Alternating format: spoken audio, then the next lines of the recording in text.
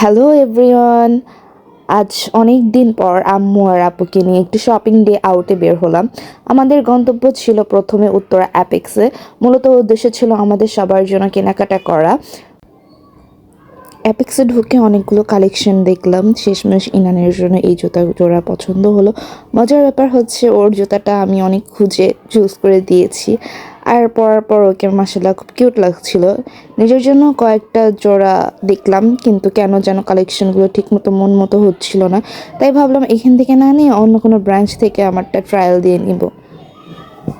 কেনাকাটার মাঝখানে সাহাল তো একদম ধাপিয়ে বেড়াচ্ছিল। ও আমার সাথে এত দুষ্টামি করছিল যে ওকে সামলাতে হিমশিম খাচ্ছিলাম। ওর এই ছোট ছোট পাগলামি আর দুষ্টামিগুলো আমাদের শপিংয়ের ক্লান্তিটা একদম দূর করে দিচ্ছিল। এরপর বেচারা ক্লান্ত হয়ে ফিটার খাচ্ছিল। কাউন্টারে পেমেন্ট করে দেন আমরা চলে গেলাম লাঞ্চের উদ্দেশ্যে কাচ্চি ভাইতে।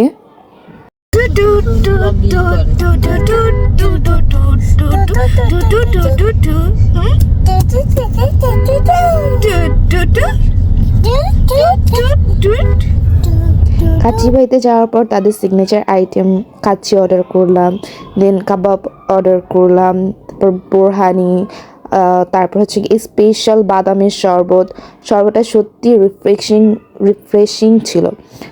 তারপর ফিরনি,